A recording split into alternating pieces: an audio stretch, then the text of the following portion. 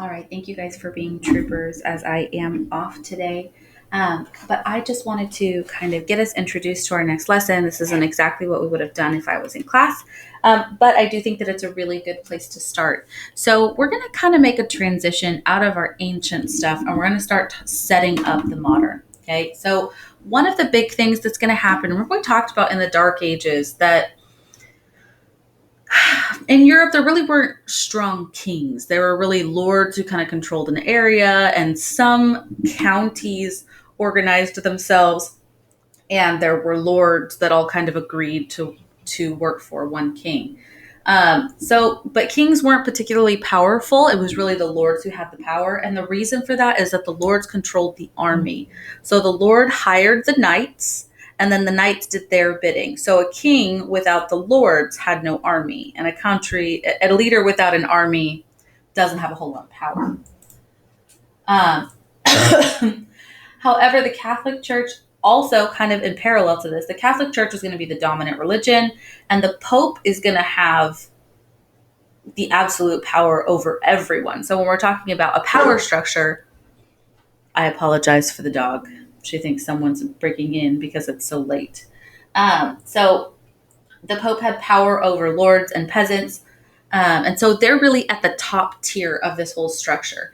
And so really that's going to kind of turn on its head here with some of the changes that we saw. So the Crusades are going to stimulate trade and lead to a rise of cities in Europe. And with that rise of cities in Europe, we're going to spark the Renaissance, which is going to weaken the power of those feudal lords. Because now you have, rather than having these individual people in the countryside with power, now you start to have power centralized in cities.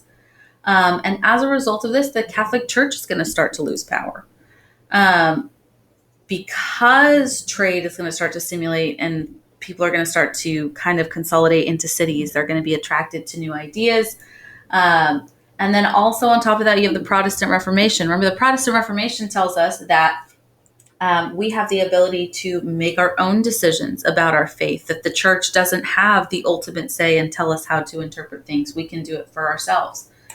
And so as the power of the church and feudalism declines, the power of kings is going to increase. So as the lords lose power, as the church loses power, the king's power starts to increase. And so we start to see the development of these really powerful nations. So what we're going to do today is we're going to look at some of the high point leadership and kind of what they were doing, what their countries looked like. And then we're going to kind of look at the results of that, what the clash of absolute leaders and Renaissance ideas create in the Enlightenment.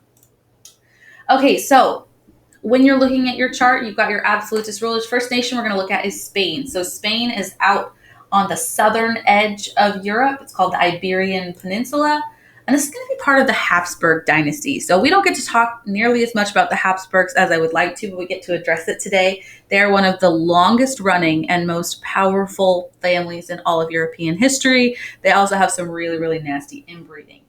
And the one that we're going to look at is Philip II. So Philip II is going to be our more modern. He's also going to be one of the last highly influential Spanish kings.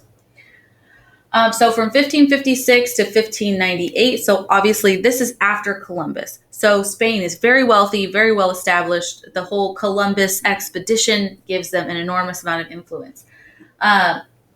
So he is actually going to live in a church, in a tomb. So he's kind of a weird guy. One thing that we won't have gotten to talk about at this point is that Spain, because of the Reconquista, because of pushing out the Muslim invaders over several hundred years, they become what I refer to fondly as super Catholic. And so they are highly religious. And you see that particularly in the royal family, that the motivations are very centered on religion. And he was an absolute monarch. What an absolute monarch is means they have absolute control. So there's no sharing of power. What they say goes. And he's really going to be the first example of that in Europe, in modern Europe. And so King Philip II of Spain, our first absolute monarch, he's going to take total control. And then eventually Spain's going to kind of fall off, not 100% by his doing. So, as a result of the wealth from the New World, remember Spain was a brand new country and they kind of rise and fall really quick because they make a classic mistake. Okay? Because of how wealthy they get so quickly, they become the most powerful nation in all of Europe. And so Spain becomes enormously wealthy because of their American conquest. Remember, they're also producing cash crops. So once they run out of those non-renewable resources, gold just exists or it doesn't, they start to produce renewable resources like sugarcane and tobacco, which are by far the two most popular and most valuable. 1 pound of sugar equaled 1 pound of gold. So that's what they're going to focus on. So the king collected for Spain 1/3 of all the silver and gold resources brought from the New World. So 1/5 of everything that was brought back went directly to the king. He's going to increase military power. He's going to expand the arts because you got to have money to do that. We're going to skip some of this stuff. And so some of probably the most famous work of Spanish literature is Don Quixote, which is about like a kind of ladies' man adventurer.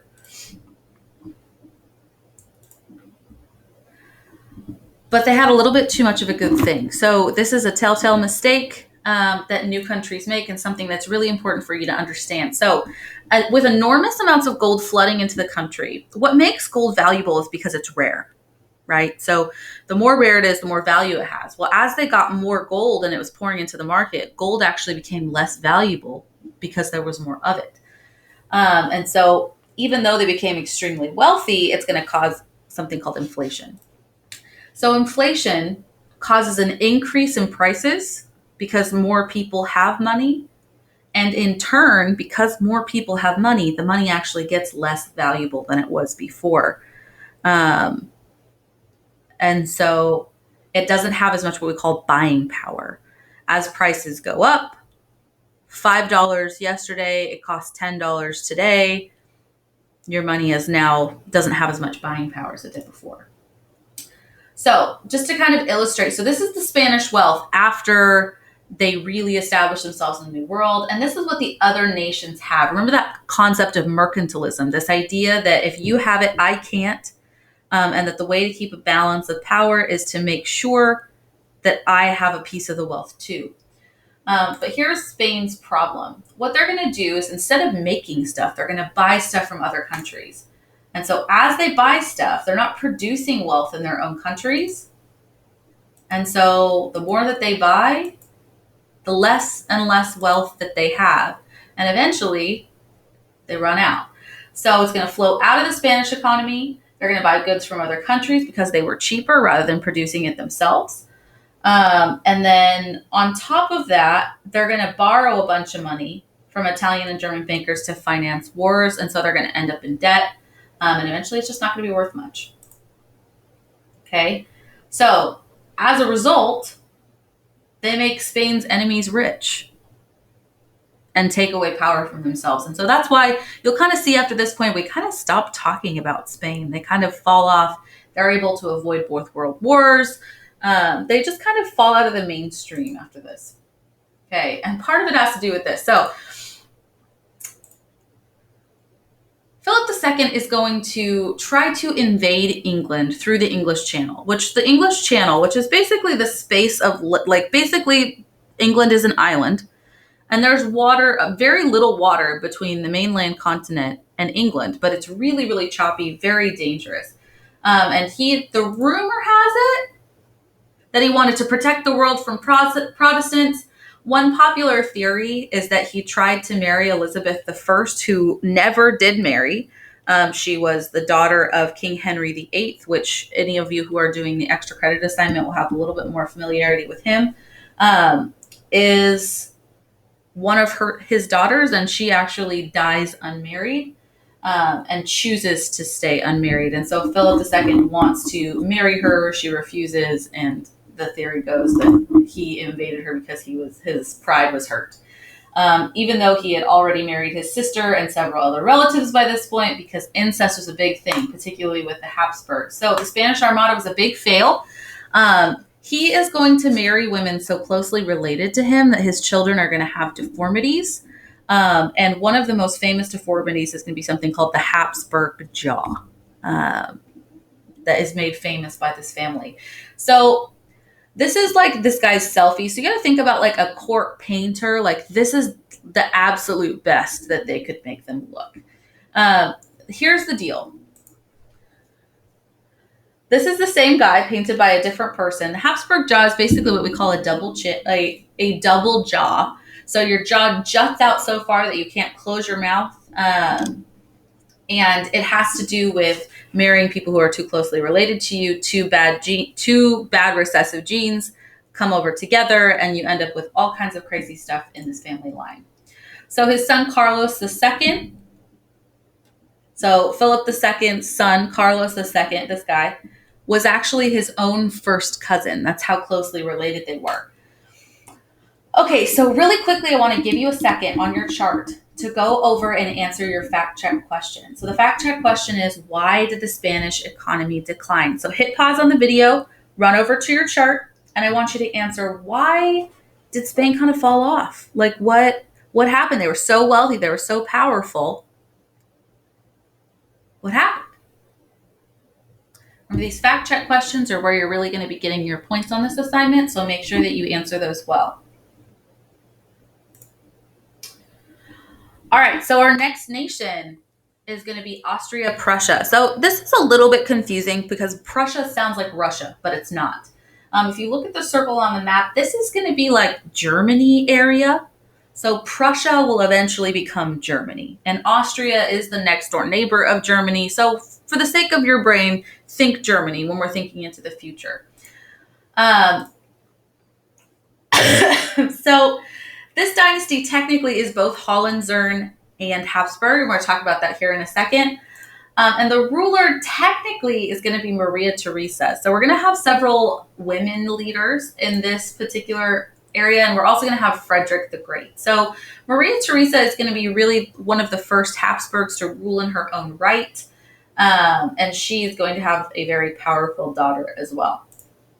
Okay, so Maria Theresa from Austria was both a Habsburg and a Hohenzollern. So she was born into two of the most powerful families in all of Europe.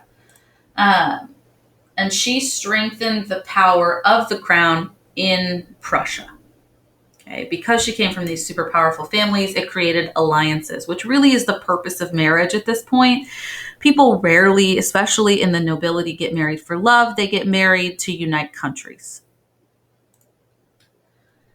And so she's going to preserve her empire and strengthen the Habsburg power by several reasons. She's going to reorganize the entire bureaucracy of her nation. She's going to improve tax collection, so very sexy, exciting things here. Very limited autonomy. So what that means is that there's very little freedom at the lower level. She makes all of the decisions. She makes all the calls. Remember, we're talking about absolute leaders. This means that they make the final call. When we think of kings and queens, we generally think of absolute leaders. She's generally going to improve life for her people. She enacted far-reaching reforms, focusing primarily, it says, reforms on rural social structure. This is still kind of the remnants of feudalism, like those leftover lords that still basically have people in slavery. She's going to work on getting rid of that, and again, abolishing serfdom. So serfdom is a form of slavery where you are bound to the land, and essentially you get stuck there because you end up in debt to the landowner. And so you can never get out because you don't actually get paid any money.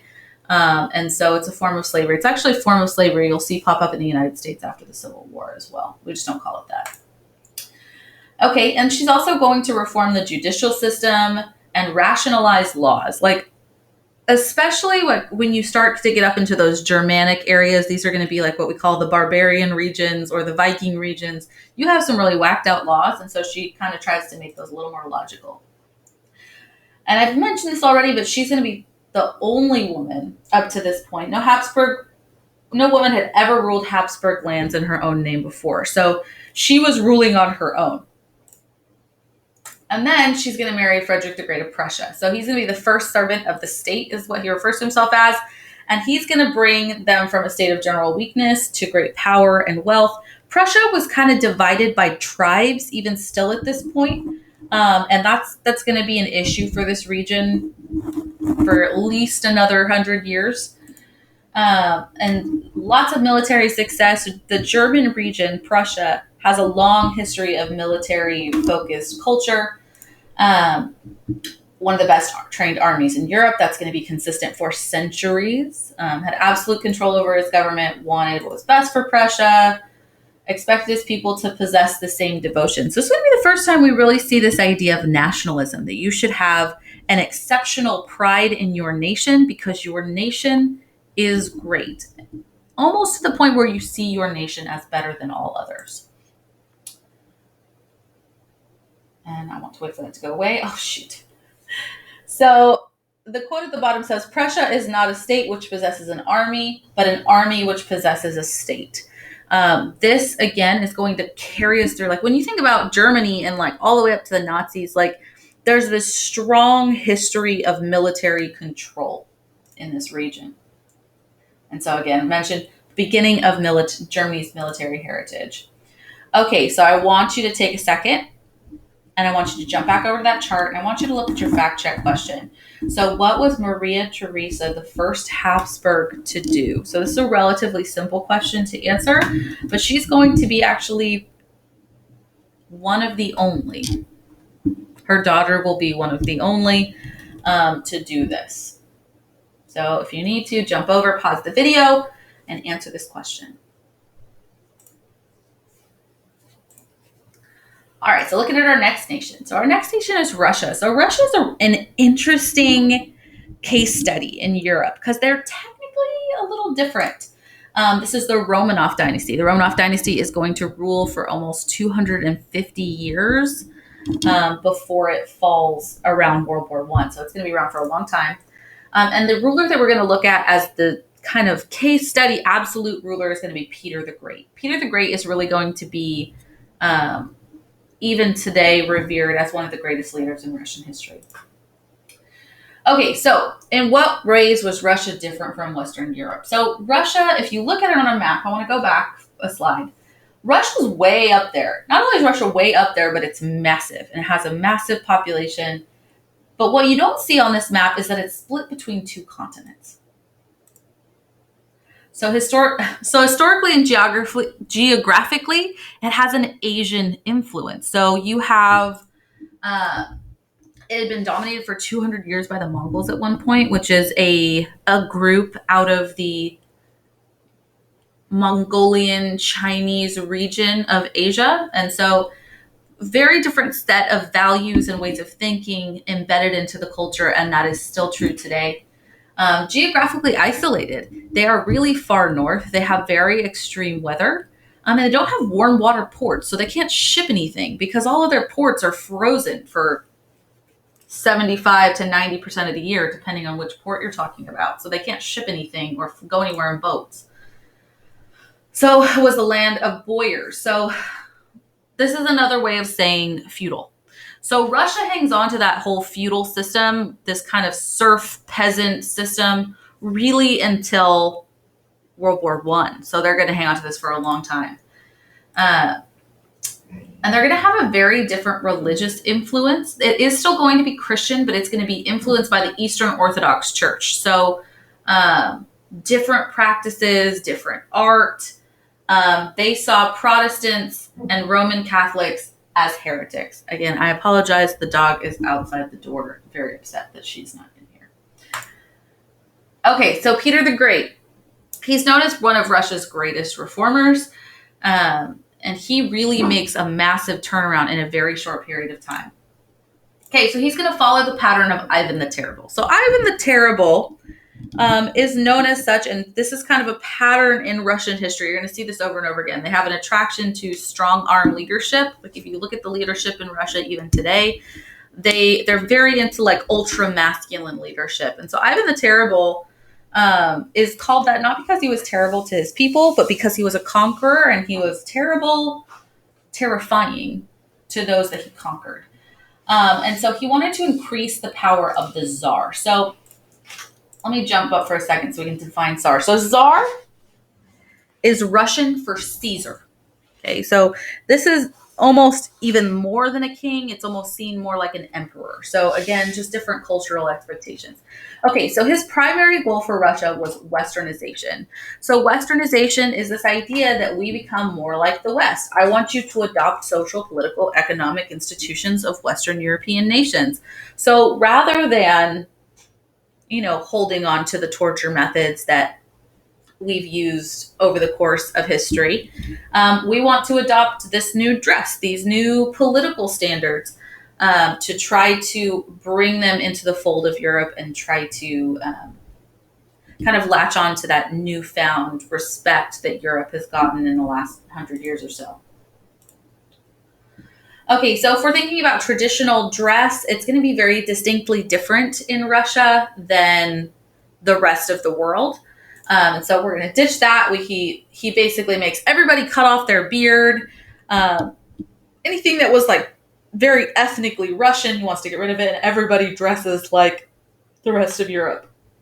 Okay, so Peter the Great was also a massive human being. He was 6'7", and considering that the average height was substantially shorter at the time, we've on average are about 6 inches to 8 inches taller than people from this time period.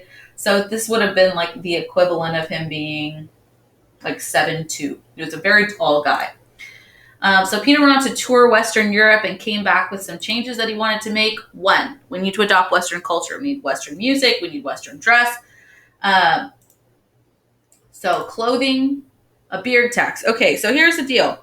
You can either cut off your beard, because Russians were known for these super long, kind of scraggly beards. Like, we'll look at like Rasputin later, and he's a really good example of that. And then sons of nobles are going to be educated in Western Europe. So if you are going to be part of the government, you're going to be educated in the ways of Western Europe. And that is how we're going to run this nation. Okay, he also wanted to build military power.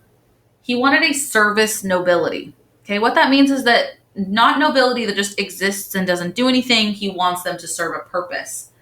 And a big thing, this is still a big thing for Russia because of its geography. They wanted warm water ports to increase trade with Europe. So he's going to move the capital city to St. Petersburg, which is considered a warm water port for Russia. It's only frozen 25% of the year rather than 75%, which was a big deal. But what you're going to see over the course of this class, every time we bring up Russia, they're going to be going through the back door to try to sneak into a warm water port. So if you look at Russia and the Middle East today, they're trying to get to the Black Sea so that they can ship. Because that is really the key to international power, is the ability to make money and ship things by boat. Because even today, that's still how we do most of our major shipping internationally. Okay, so take a second. You can pause the video if you need to. What was Peter the Great's primary goal for Russia? What did he want?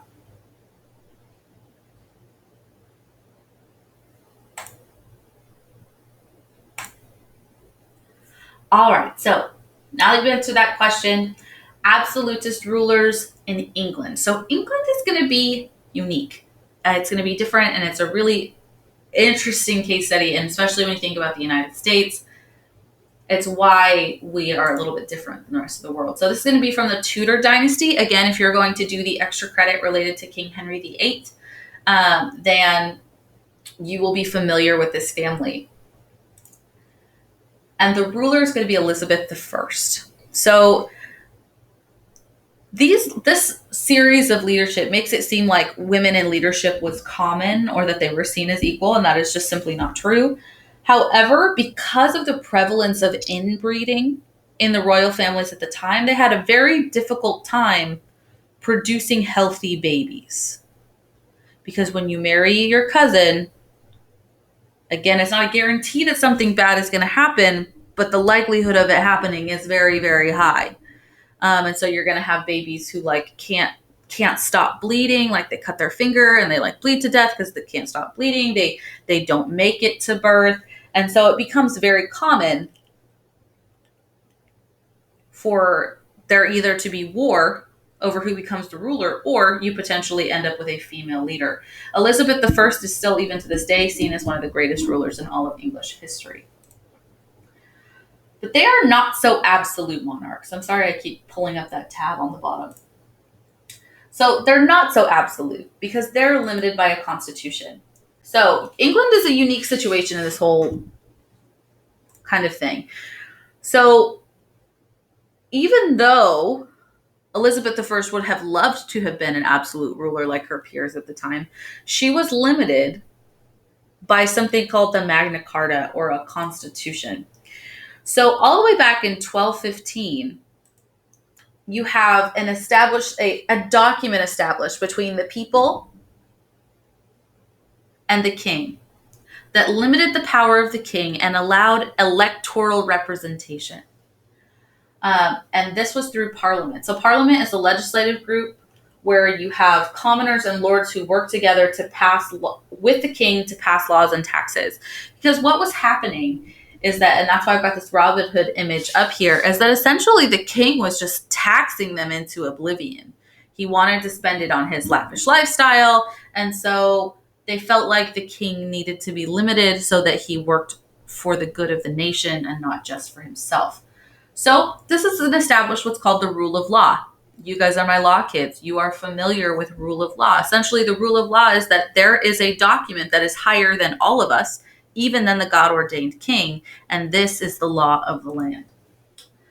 And so this required the king to submit to a supreme law, a law that was above him, which is going to be unique when we start to look at the extremes that absolute rulers will go to.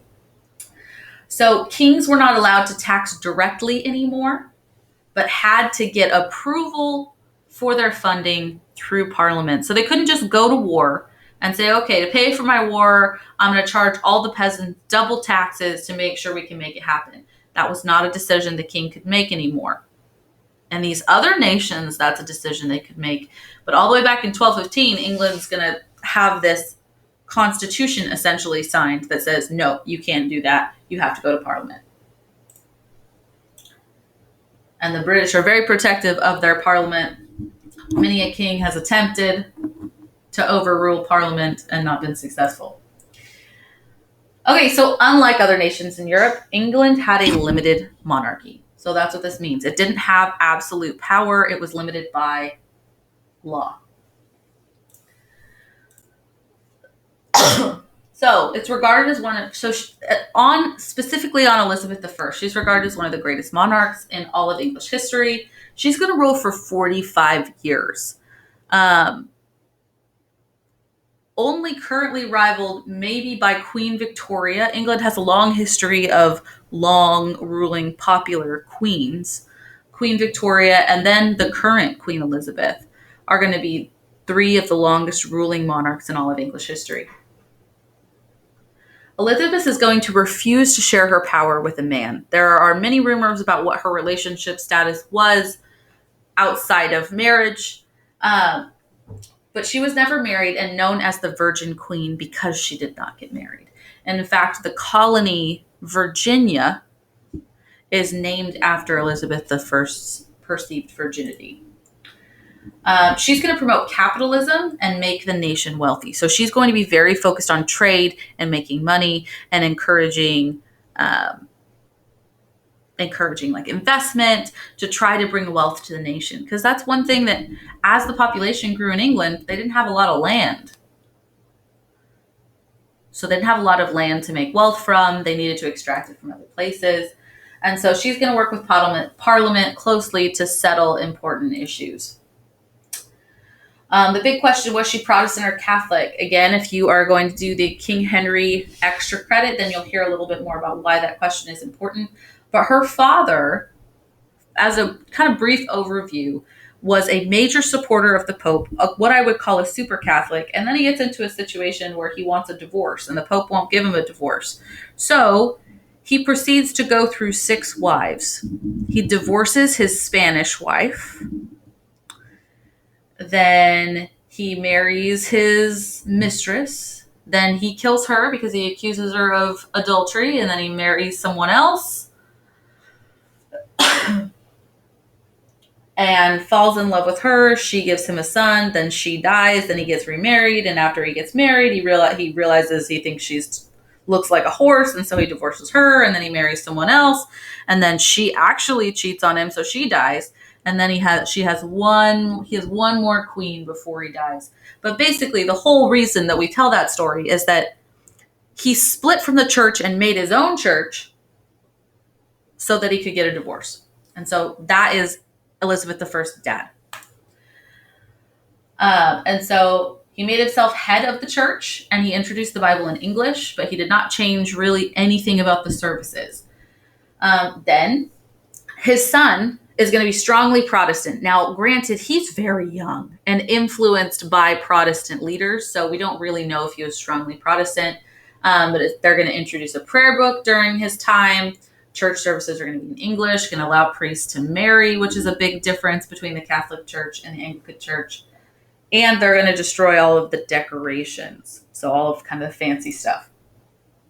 And then King Henry I's daughter, the oldest of his children, is the daughter of the Catholic Spanish princess that he divorced. And so when she comes back into power after her younger brother passes away, she whips back the other way and tries to make the country strongly Catholic, which turns out to be incredibly bloody. That's why we call her Bloody Mary. And so Elizabeth, was she Protestant or Catholic? She is going to pass what's called the Act of Uniformity, which made Anglicanism or Protestantism the official religion of England. And so that was really what was tolerated, though not everybody is going to be happy because, again, England had been very closely related to the Pope and to the church up to that point. So now we've got another Mary. So their family is in the line to potentially inherit the throne, and she's from Scotland. Scotland and Ireland are Catholic nations, and so she's very unhappy with what's going on. She wants to take power away from Elizabeth and attempts to do that. And so as a result, Elizabeth has her beheaded and she's executed for treason against the nation. So she is Mary, Queen of Scots, sometimes also referred to as Bloody Mary. And so she is beheaded.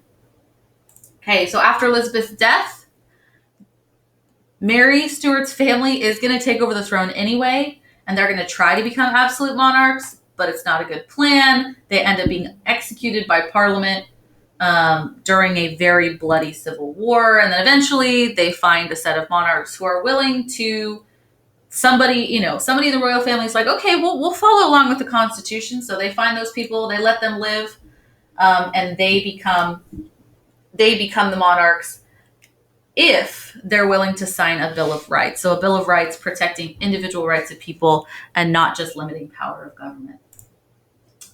Okay, so take a second for your fact check. So what document made it difficult for England to become an absolutist nation? So it should be a pretty simple question, but take a second and jump back to answer that question. Okay, and lastly, we're just going to introduce this guy here and leave him hanging for a little while because he is by far the most interesting. It's going to be the nation of France. So he is going to be our ultimate absolute leader, our absolute ruler. When you think of like a king, this is going to be the guy you think of. So he's from the House of Bourbon. And this is King Louis XIV. So King Louis XIV is going to create the fabulous over-the-top France that we expect. He is referred to as the Sun King, and again, we'll talk about him more, but he's going to be coming soon, okay? So I just wanted to introduce those guys. So finish up these notes, finish up that chart, turn in the chart, and then we will be ready for our next class together.